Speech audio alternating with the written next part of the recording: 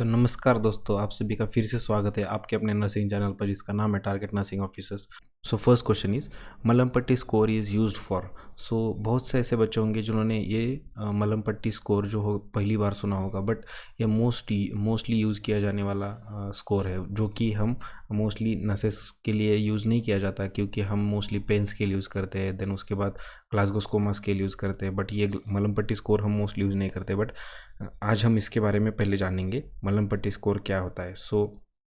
वो असेसमेंट के लिए कहाँ यूज़ किया जाता है। इसके जो ऑप्शन है, ऑप्शन ए है consciousness, option B pain, option C intubation, option D anaesthesia effect.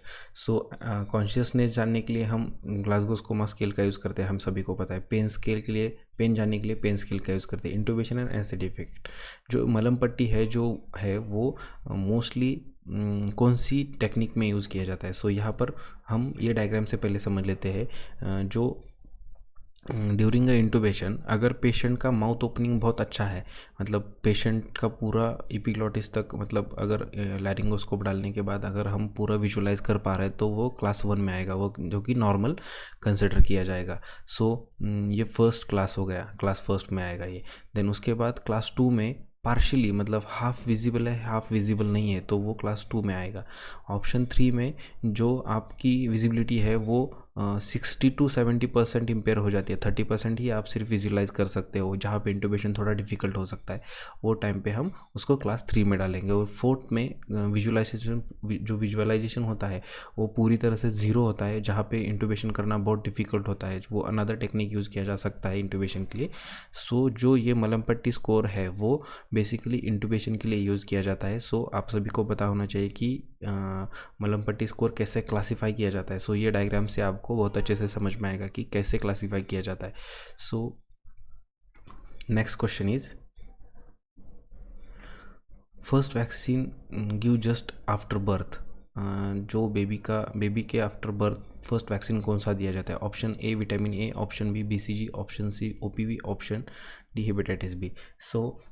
आपको क्या लगता है कौन सा वैक्सीन यहाँ पर, ये सवाल आया तो हम यहाँ पे पूरा जो अपना इम्यूनाइजेशन जो होता है वो यहाँ पर पहले समझ लेते हैं पूरी तरह से। जो हम वैक्सीन से यहाँ पर देते हैं एट बर्थ, वो होता है BCG, hepatitis B dose and OPV जो होता है वो एट बर्थ देते हैं। यहाँ पर पूछा कि जस्ट आफ्टर बर्थ कौन सा दिया जाता है। जस्ट आफ्टर बर्थ जो दिया जाता है वो होता है बीसीजी।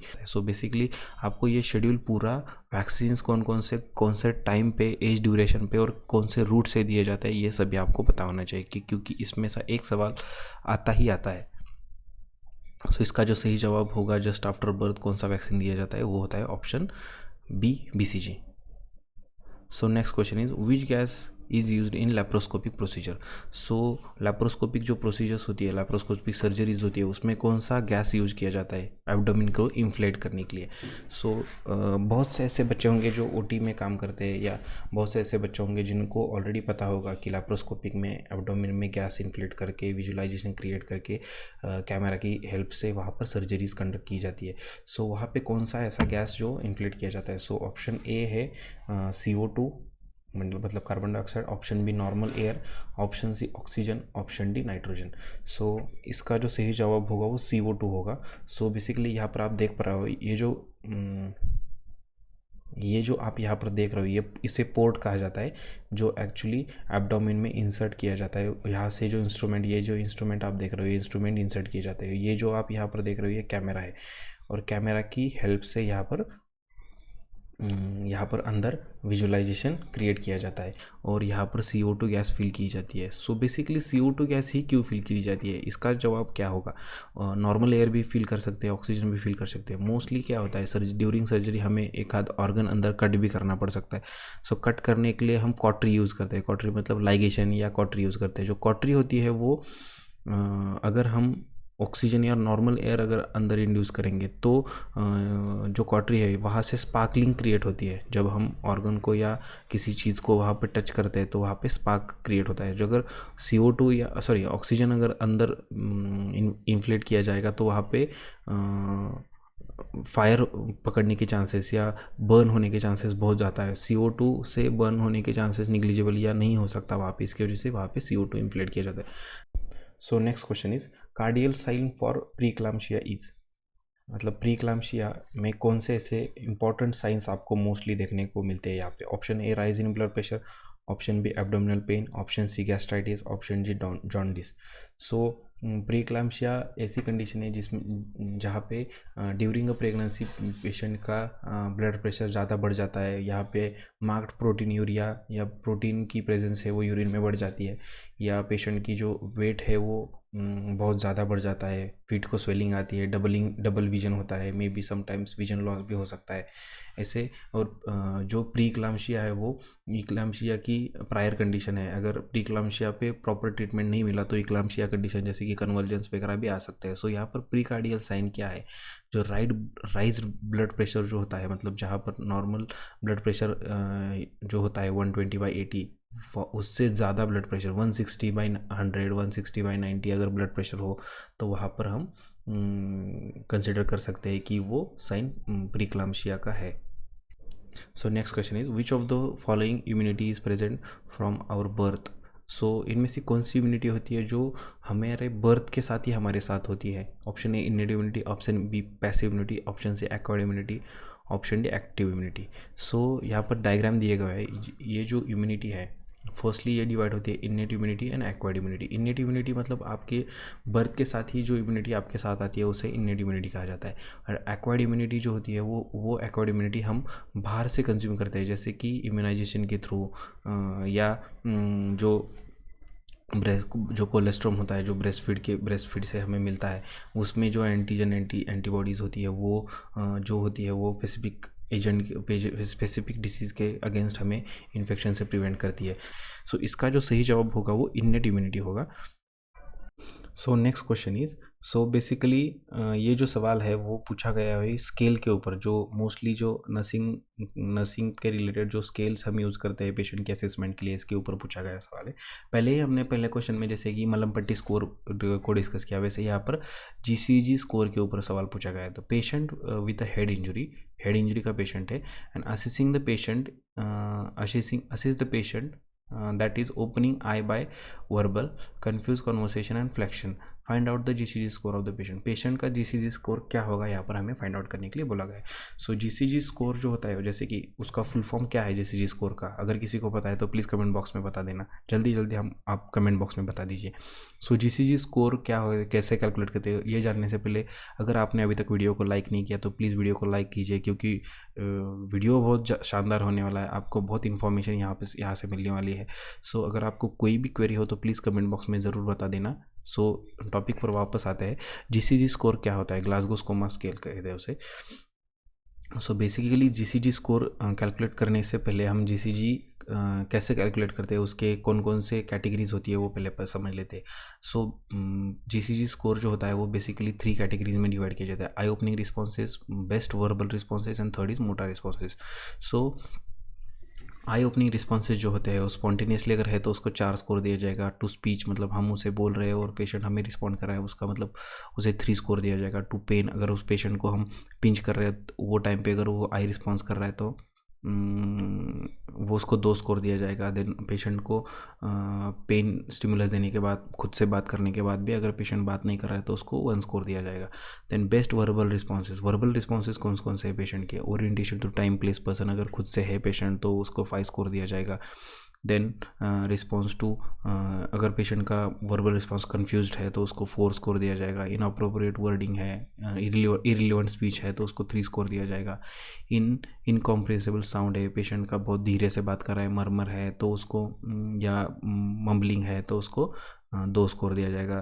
देन पेशेंट अगर कुछ भी वर्बल रिस्पॉन्स नहीं दे रहा है तो उसको 1 कंसिडर किया जाएगा। Then best motor responses, then patient अगर कमांड को ओबे कर रहा है, मतलब पेशेंट को बोले कि आंखें खोलिए तो पेशेंट अगर आंखें खोल पा रहा है, हाथ को ऊपर उठाइए तो पेशेंट हाथ को ऊपर उठा पा रहा है, फिंगर्स को मूव कीजिए तो पेशेंट अगर मूव कर रहा है तो मतलब पेशेंट का मोटर रिस्पॉन्स इंटैक्ट है, वहाँ पे 6 स्कोर दिया जाएगा। मूव टू लोकलाइज पेन, अगर पेशेंट को बोले कि आपको पेन कहाँ पे हो रहा है बता दीजिए, तो वो अगर आपको दिखा पा रहा है पेशेंट को पेन कहाँ पे हो रहा है, मतलब उसका सेंसरी रिस्पॉन्स या जो पेन के रिलेटेड जो कंडीशन है वो थोड़ी सी इंप्रूव है या अच्छे से काम कर रही है तो इसको 5 स्कोर दिया जाएगा। Then flexion withdrawal from pain, अगर पेशेंट को हम हाथ पे पिंच कर रहे हैं तो पेशेंट अगर हाथ को विड्रॉ कर रहा है तो उसका जो सेंसरी रिस्पॉन्स है वो इंटैक्ट है, यहाँ पे उसको 4 स्कोर दिया जाएगा। Then abnormal flexion, then abnormal extension अगर है तो उसको 3 या 2 स्कोर दिया जाएगा। देन नो रिस्पॉन्स अगर कहेगा तो वहाँ पे 0 कहा जाएगा। अगर पेशेंट का 15 से ऊपर, ये सारे कैलकुलेशन करने के बाद आप अगर पेशेंट का स्कोर 15 के ऊपर आता है उसका बेस्ट रिस्पॉन्स है। देन अगर पेशेंट का 8 या 8 के नीचे अगर उसका स्कोर आता है तो उसे कोमोटोनियस क्लाइंट कहा जाता है। अगर उसका 3 के आसपास अगर स्कोर हो तो वो पेशेंट अनरिस्पॉन्सिव या कोमा के अंडर है, ऐसा कंसिडर कर सकते हैं। सो यहाँ पे जो सवाल पूछा गया है वो है, पेशेंट का आई ओपनिंग है वर्बलिंग के बाद, तो यहाँ पर उसको 3 स्कोर दिया जाएगा। कन्फ्यूज कन्वर्सेशन विथ फ्लेक्शन है, मतलब यहाँ पे कन्फ्यूजन है जो वर्बल रिस्पॉन्स है, और मोटा रिस्पॉन्स में फ्लेक्शन है। सो यहाँ पर उसे यहाँ पर 4 स्कोर दिया जाएगा। मतलब यहाँ पे टोटल काउंट हो गए 4 4 8 और 3 11। सो इसका जो सही जवाब बनेगा वो 11 होगा। सो नेक्स्ट क्वेश्चन की तरफ बढ़ने से पहले मेरा आपसे अनुरोध रहेगा कि प्लीज़ अगर चैनल को अभी तक आपने सब्सक्राइब नहीं किया तो चैनल को सब्सक्राइब कीजिए, क्योंकि आप में से 95% ऐसे लोग हैं जो वीडियो देख तो रहे, वीडियो अच्छे भी लग रहे हैं उनको, बट वो चैनल को सब्सक्राइब नहीं कर रहे। चैनल का जो सब्सक्राइब बटन है वो आपके लिए बिल्कुल फ्री है, बट हमारे लिए वो एक मोटिवेशन की तरह काम करता है। वो हमें मोटिवेट करता है आपको नए नए और अच्छे अच्छे टॉपिक्स के ऊपर वीडियो बनाकर दिखाने के लिए। सो मेरा आपसे रिक्वेस्ट अनुरोध रहेगा कि आप प्लीज़ वीडियो को लाइक कीजिए, चैनल को सब्सक्राइब कीजिए और आपके दोस्तों के साथ भी ज़रूर शेयर करना। Which is micronutrient? So option A carbohydrate, option B protein, option C fat, option D vitamins. So micronutrient इनमें से कौन सा है? सो आपको क्या लगता है इनमें से कौन सा माइक्रोन्यूट्रिएंट होगा? कमेंट में ज़रूर बता देना कौन सा आपको लगता है। सो यहाँ पर एक डायग्राम है, वो इससे हम समझ लेते हैं micro nutrients and macro nutrients क्या होते हैं।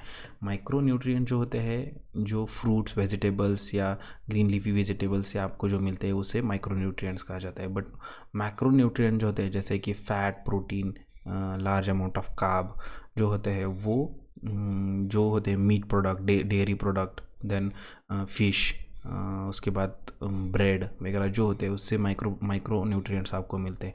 माइक्रो न्यूट्रिएंट होते हैं वो होते हैं विटामिन्स, जो आपको लीफी वेजिटेबल्स या फ्रूट्स के हेल्प से आपको मिलते हैं, उसे माइक्रो न्यूट्रिएंट कहा जाता है। पीएच ऑफ एमनोटिक फ्लूइड, जो एमनोटिक फ्लूइड होता है जो बेबी के सराउंडिंग में होता है, मदर के वूम में जब बेबी हो तो उसके सराउंडिंग में जो फ्लूइड होता है उसे एमनोटिक फ्लूइड कहा जाता है। और वो फ्लूइड बेबी को जो प्रोटेक्ट करता है, बेबी को एक्सटर्नल इम्पैक्ट से प्रोटेक्ट करने के लिए वो एमनोटिक फ्लूइड वहाँ पे होता है। सो उसका जो पीएच होता है वो क्या होता है? सो आपको क्या लगता है पीएच क्या होगा? वो एमनोटिक फ्लूइड का पीएच कब चेंज होता है, कौन सी कंडीशन में चेंज होता है, ये मुझे कमेंट बॉक्स में बता देना। सो इसका जो सही है पीएच ऑफ एमनोटिक फ्लूइड, इसका जो सही जवाब होगा वो 7.1 to 7.3 होगा। सो ये डायग्राम है वो एक हैंड की डायग्राम है। सो यहाँ पर ये जो एरिया उन्होंने दिया गया है वो एरिया कौन सा है वो हमें आइडेंटिफाई करना है। So anterior cubital fossa, posterior cubital fossa, anterior popliteal fossa and posterior popliteal fossa. So पहले ये एरिया कौन सा है, इसे क्या कहा जाता है? क्यूबोइडल फोसा कहा जाता है या पोप्युलेटल फोसा कहा जाता है? क्यूबोइडल फोसा अगर कहा जाता है तो पोप्युलेटल फोसा कहाँ पे होता है? सो क्यूबोइडल फोसा, इसे क्यूबोइडल फोसा कहा जाता है। पोप्युलेटल फोसा जो होता है वो